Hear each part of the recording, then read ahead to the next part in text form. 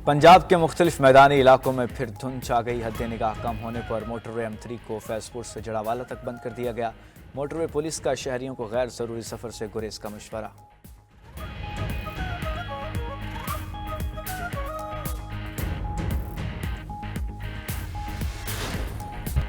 Islamabad high court के chief justice Aamir Farooq का 5 जजेस के खत से अदम इत्तफाक। 3 दीगर हाई कोर्ट से ट्रांसफर होकर आने वाले 3 जजों का नाम नए हफ्ते की कॉज लिस्ट में शामिल। लाहौर हाई कोर्ट से आने वाले justice Sarfaraz Dogar senior puny जज के लिए मखसूस बेंच नंबर 2 में शामिल।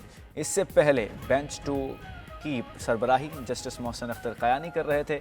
Justice Mohsin Akhtar Kayani Islamabad high court के बेंच नंबर 3 की सरबराही करेंगे। इस्लामाबाद हाई कोर्ट के रजिस्ट्रार ने आइंदा हफ्ते का रोस्टर जारी कर दिया। नई कॉज लिस्ट के मुताबिक सिंध हाई कोर्ट से आने वाले जस्टिस खादिम हुसैन सोमरो का बेंच 9 और बलूचिस्तान हाई कोर्ट से आने वाले जस्टिस मोहम्मद आसिफ बेंच 12 होगा। जस्टिस सरफराज डोगर और जस्टिस खादिम हुसैन सोमरो का डिवीज़न बेंच होगा। Chief justice Islamabad high court ने तरमीम शुदा हफ्तावार रोस्टर जारी करने की मंजूरी दे दी। 2 रोज़ कबल इस्लामाबाद हाई कोर्ट के 5 जजों ने अपने ख़त में यह मौक़िफ़ इख्तियार किया था। ट्रांसफ़र जजों को नया हलफ लेना होगा और उनकी सीनियरिटी भी उसी दिन से शुमार होगी। अगर इस तरीके को नज़रअंदाज किया तो ये आइन से फ्रॉड होगा।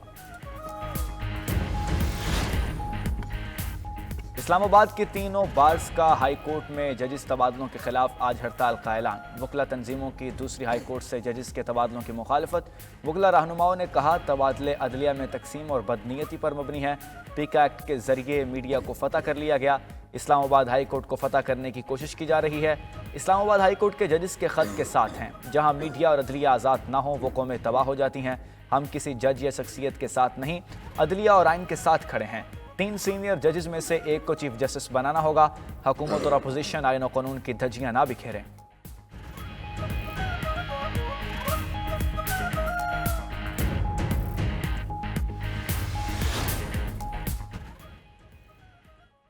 आइन के तहत सदर किसी भी जज का एक हाई कोर्ट से दूसरी हाई कोर्ट तबादला कर सकता है। मुस्लिम लीग नून के रहनुमा इरफान सदीकी ने इस्लामाबाद हाई कोर्ट में जजेस के तबादले पर आइन का हवाला दे दिया।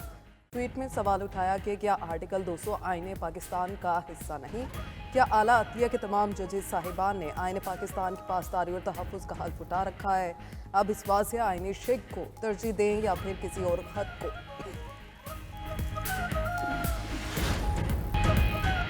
मुल्क भर में इंसदाद पोलियो मुहिम का आज से आगाज़। 4 करोड़ से ज़ायद बच्चों को पोलियो से बचाव के कतरे पिलाए जाएंगे।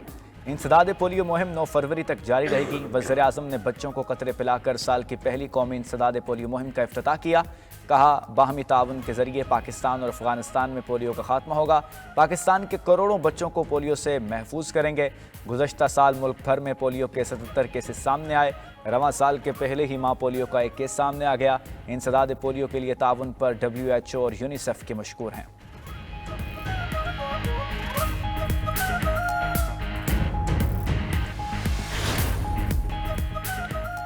टैरिफ में इजाफे से अमेरिकी शहरियों को थोड़ी तकलीफ तो होगी, लेकिन नताइज शानदार होंगे। अमेरिकी सदर का कहना है ये अमेरिका का सुनहरी दौर होगा। अमेरिका को अजीम बनाएंगे। अमेरिका के मामलात अब अक्लमंद हाथों में हैं। अमेरिका को कनाडा की किसी चीज़ की ज़रूरत नहीं, उसे कोई सब्सिडी नहीं देंगे।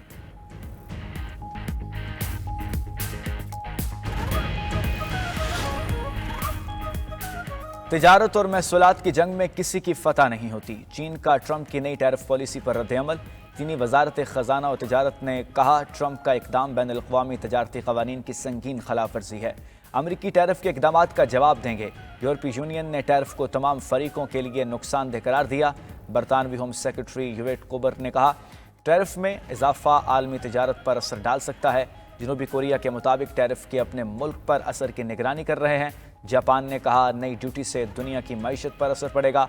साबिक अमरीकी वज़ीर ख़जाना लैरी समर्स कहते हैं टैरिफ से कारों, पेट्रोल और हर किस्म की चीज़ों की कीमतें बढ़ जाएंगी।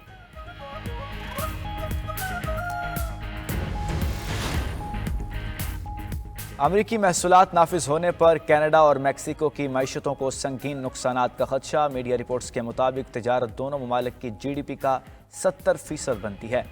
कनाडा की सालाना बरामदात $567 अरब हैं, जिसका 78% हिस्सा अमेरिका को जाता है। मैक्सिको की सालाना बरामदात $593 अरब हैं, जिनमें 80% अमेरिका को जाती हैं।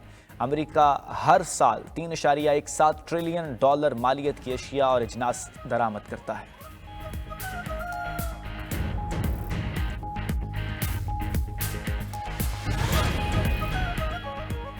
امریکی وزیر خارجہ مارکو روبیو کی پاناما کے صدر سے ملاقات، پاناما کینال پر چینی اثر و رسوخ کم کرنے کی وارننگ۔ مارکو روبیو نے کہا چینی اثر و رسوخ کم نہ کیا تو پاناما کو انتقامی کارروائی کا سامنا کرنا پڑے گا۔ پاناما کینال میں چین کی موجودگی معاہدے کی خلاف ورزی ہے۔ امریکی وزیر خارجہ نے پاناما کینال پر قبضے کی دھمکی دی، نہ ہی طاقت کے استعمال کی۔ صدر پاناما کی وضاحت۔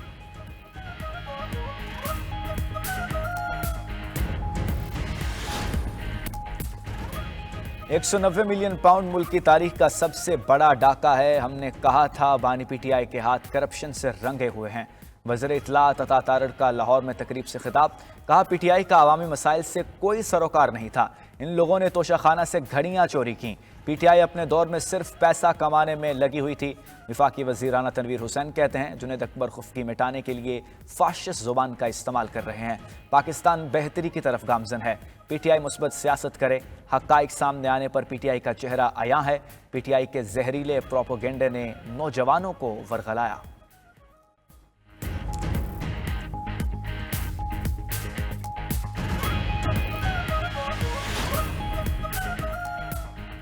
رہنما پی ٹی آئی محمد عاطف خان اور رون چودھری کی ملاقات۔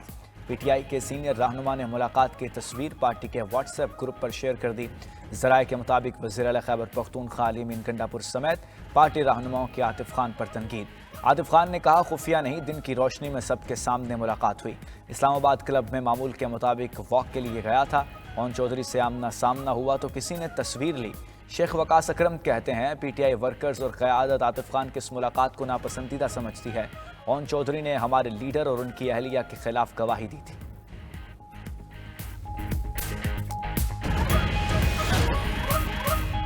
کے پی میں عوام کے منتخب نمائندوں کا ایوان میں آنے سے گریز۔ اجلاس کی کارروائی اب تک صرف 19 دن چلی، ارکان کی اکثریت غائب رہی۔ اجلاسوں پر لاکھوں روپے کا خرچہ مگر عوام کو کوئی فائدہ نہ پہنچا۔ 92 نیوز کا پروگرام خبر کیا ہے اہم معاملہ عوام کے سامنے لے آیا۔ سندھ میں ضلعی اکاؤنٹس دفاتر کے افسران کا قومی خزانے پر ڈاکہ بے نقاب۔ ڈیلی ویجز ملازمین کے نام پر ماہانہ 2 ارب سے زائد کی ہیر پھیر۔ 92 نیوز فیصل آباد میں ریونیو ڈپارٹمنٹ میں کروڑوں روپے کا سکینڈل بھی سامنے لے آیا۔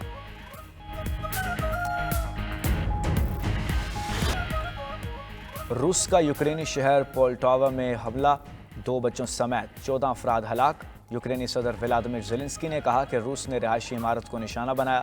دوسری جانب روسی علاقے کرسک میں ایک سکول پر حملے سے 4 افراد ہلاک، 4 زخمی ہو گئے، 84 مزید افراد کو بچا لیا گیا۔ علاقے میں یوکرینی افواج کا قبضہ ہے۔ روس اور یوکرین دونوں نے حملے کا ذمہ دار ایک دوسرے کو قرار دیا۔